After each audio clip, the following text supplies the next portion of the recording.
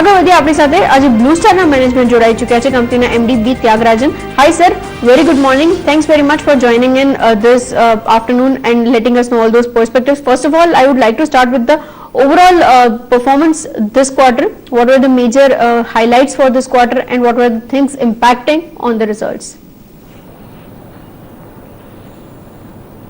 Good afternoon. Thank you for talking to me. It was somewhat a muted quarter. The good news is that revenue growth was robust across the segments. We gained market share by growing faster than the market, whether it is room air conditioners or refrigeration products or electromechanical projects. The bad news is the margins were flat for the entire company, and to add to that, we decided to exit one joint venture we have in Oman. So a one-time hit on that had come in, and as you are aware, we are celebrating our platinum jubilee, and it is again a one-time exceptional expense related to those celebrations. So in the process, we didn't make any profit, or it is a very minor loss of some 94 lakhs or something like that for the quarter. The positive news is that the commodity prices have become stable, rupee is stable, the new product range and the other cost control measures will help us revert to the last year margins level. So the margin erosion that happened in Q3 or YTD Q3 is not going to be there going forward. So we are confident about the performance for Q4 as well as next year. So the only uncertainty is when the summer will set in. Normally March is a very important month for us. I hope the summer this year does not disappoint us like it did last year. The order book is very healthy, though it is 5% only more than last year, but the quality of orders are very good. So therefore, I think we will have an excellent quarter as far as Q4 is concerned. Agreed, sir. Sir, a quick comment on the demand that is prevailing currently, because Q3 we were expecting a festive season delayed demand to be impacting overall numbers as well. But as you said, there were some challenging times. From here on, what is the outlook regarding demand? And apart from that, if you could throw light on which segment that contributed maximum in overall results with that bifurcation, please. The demand has been good. I won't complain about the demand, though that demand comes at a lower price realization. That is basically because we all carried excess inventory. So that inventory liquidation pressure was there on all of us, because it is not only the interest cost on the inventory, also the warehousing logistics expenses that we have incurred for over 9 months so far after a bad summer we had last year. So the demand front, I am pleasantly surprised that it is still good. Even if you take the adjacencies like air coolers, the demand has begun to pick up at this point of time. On the light commercial segment, which is shop, showroom, boutiques, which are not large projects, specifically in tier 3, 4, 5 towns, the demand is growing. Actually, the investments continue to happen, and specific geographies where this growth is happening are Telangana, Andhra Pradesh, Karnataka, that is Bangalore, and Tamil Nadu. And we on the refrigeration sector, which is deep freezers or the cold rooms, there is phenomenal growth driven by processed food as well as ice creams. So therefore, the one and the only problem we had was the excess inventory and the pressure that is related to that. Of course, the second thing is how to improve the margins in a market where everybody had a lot of inventory. So this happens once in 5-year point of time. It is supposed to happen. It has happened. So I would look forward to Q4 and FY20 rather than dwelling on a bad quarter, which is an aberration in my view. Agreed, sir. I take that point clearly, sir. From here forth, you are expecting that margins would also be improving. The way you said EBITDA would improve operationally from here also. I wanted a quick comment from your side. No, you haven't taken any price hikes in past months, some months. Are you planning to take any? In case yes, what would it be? In case some details, if you can provide us with. We indeed increased the prices by 5% in October, but we couldn't entirely pass it on. We had to we had to roll it back. We could achieve only 2% price hike. In preparation for the summer season, the entire product range is being revisited. The new set of products are coming in. In that context, it is quite likely some of the products are having downward revision. Some of the products marginally prices are increased. Our intention is in the new commodity prices situation or the exchange rate situation or the tariff situation, maintain our margins at least at last year levels. That is the immediate goal. So I do not think there is going to be major impact on prices. Agreed, sir. Sir, apart from that, I have been talking with several companies also. The liquidity crunch that has created a chaos in overall channel, it has been dampening the smooth functioning of the channel.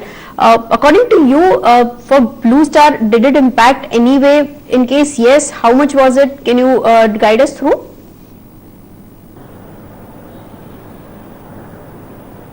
It has not actually in a bigger way. If you have to list the many headwinds we had, this will be added as one of the items, but the weightage of this particular impact in our case is not that much, because around 40% of our sales has been happening through consumer finance. We didn't have any kind of liquidity crisis of NBFCs leading to reduction of that particular sale. In fact, that went on very smoothly. The dealers found it very difficult in the months of October, November, December, but then the question is that at this point of a time they also will not be so much worried. If it is a summer month, during summer months, if they are subjected to financing issues, it will impact the market. And I am hoping that things will be smoother in the coming months.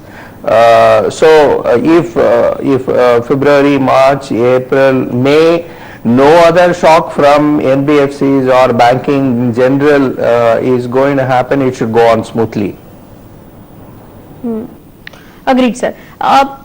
Especially for EMP business, I wanted to understand a perspective that, increasing material cost, increasing input cost, have they been stabilized now in Q4? Would that be impacting on overall margins? How have things been panning out right now? If you can take us through all those details as well, can I expect a stability from here?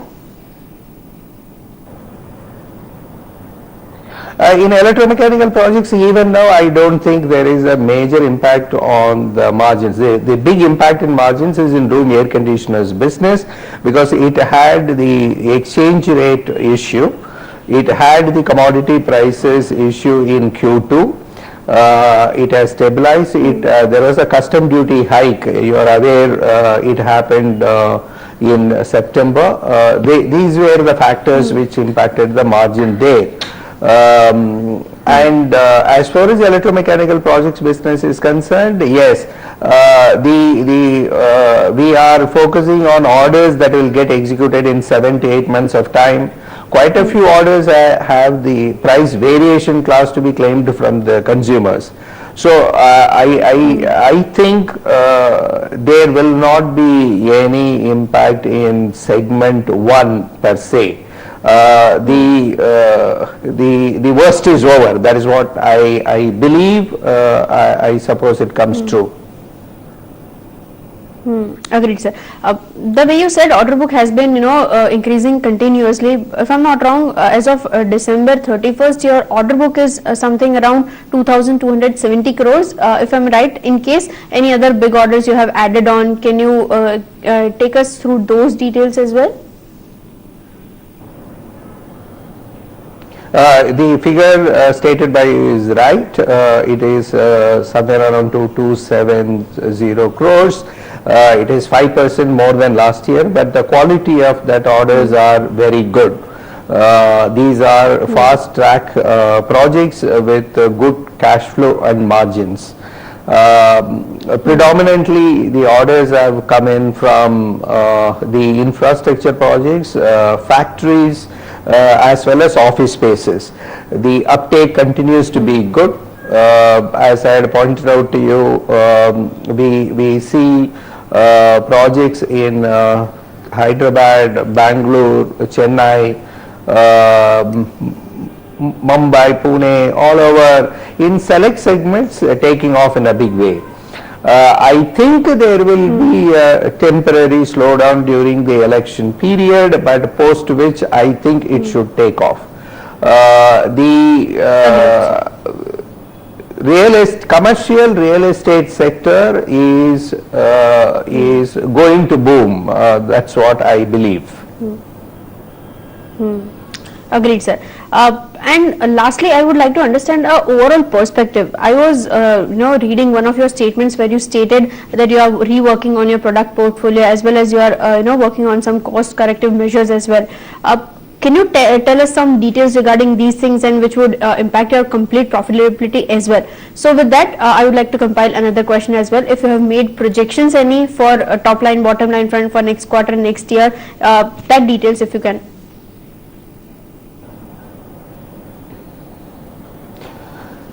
The product portfolio, this is not an energy label change year. Actually, 1st January 2020 will be a energy label change year, so we have got one more year to go. In preparation for that, you will be keen to know what all we are doing.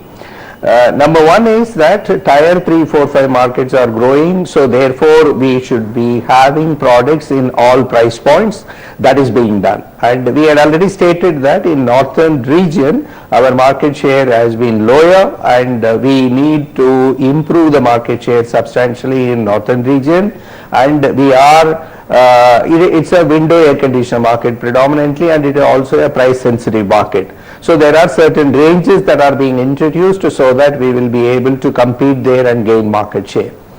In water purifier business, we had completely rejigged our product portfolio. So in UV or RO plus UV, we have products ranging from 8,990 rupees to 40,000 rupees in every price point. That business has been growing. We are at a market share of 2.5%. Next year we will reach 5%. In room air conditioners, we were having market share of 12.3. It has improved to 12.8 as on date. I think we will end the year somewhere around 13% market share. Our goal for next year is push the revenue growth. It should be in the order of around 15%.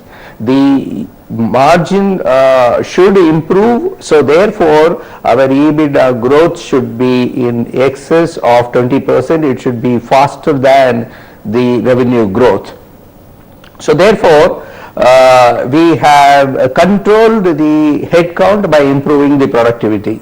So our headcount as on date, despite this revenue growth, is same as last year. The working capital went out of control due to inventory, and that has been completely corrected.